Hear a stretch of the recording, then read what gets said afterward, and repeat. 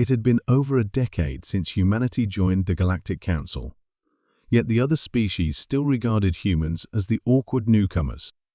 Commander Aras Sharma stood on the bridge of the Herminius, the Council's largest starship, facing the towering blue Trizonian ambassador, whose 6 arms moved in fluid, graceful gestures that humans could never replicate. "Human, your species lacks the refinement necessary for this mission," Ambassador Zelok said through his translator. "Your bodies are fragile, your technology primitive, and those hands," he gestured at Sharma's fingers, "with one elegant limb, with merely 4 fingers and an opposing digit. They are entirely unsuitable for precision work."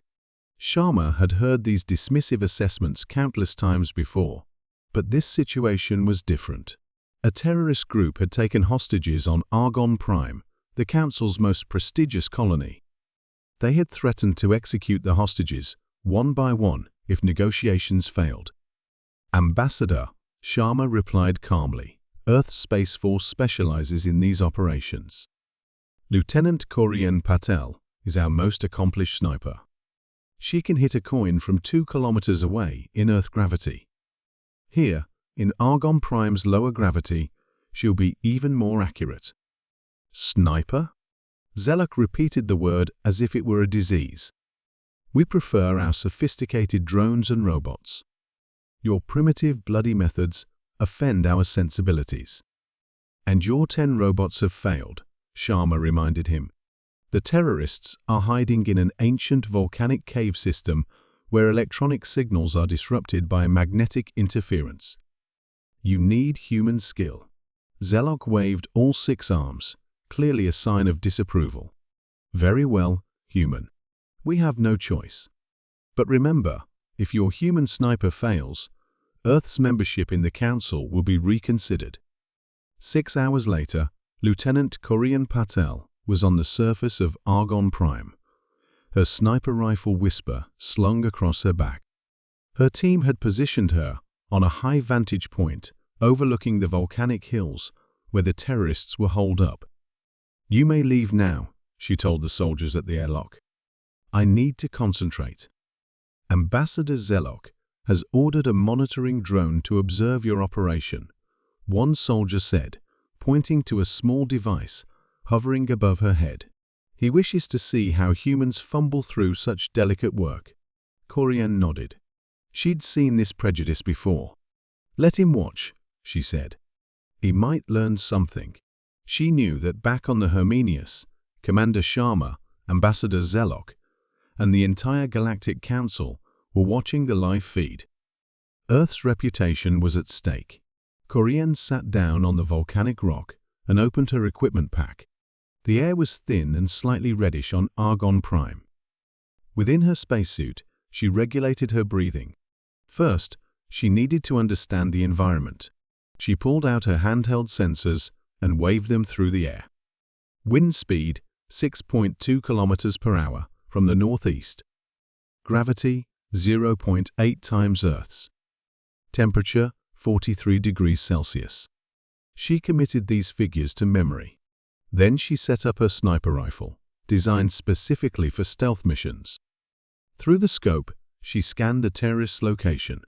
The mouth of the volcanic cave was over a kilometer away. "I have visual," she said into her communicator. "The hostages are in a central chamber. I count 6 terrorists, all armed. One appears to be the leader, wearing a red helmet. Can you neutralize the threat?" Sharma's voice came through her earpiece. "It's complicated," Coren replied. "The angle is difficult, and the volcanic glass is refracting light unpredictably. Plus, I need to account for the different atmospheric density." She heard Zelok scoff in the background.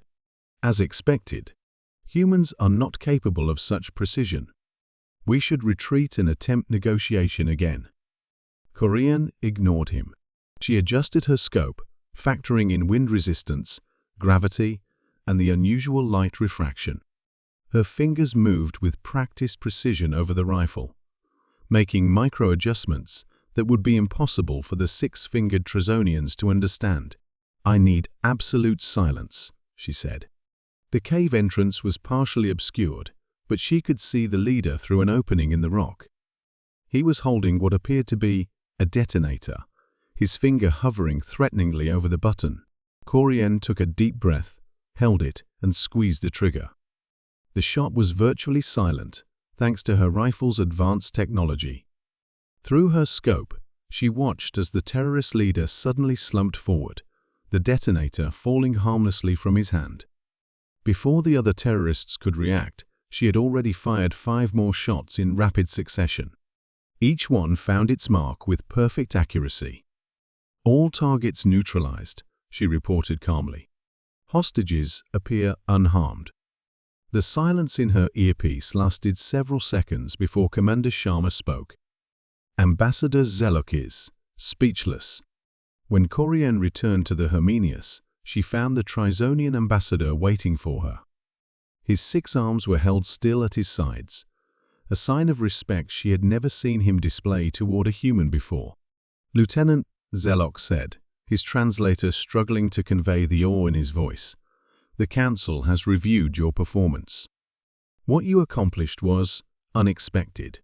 Perhaps there are aspects of human physiology and capability that we have underestimated." Coren simply nodded. "We all have our strengths, Ambassador. Humans may look clumsy to you, but we've survived on a high-gravity world with predators and changing climates. We've evolved to adapt and overcome.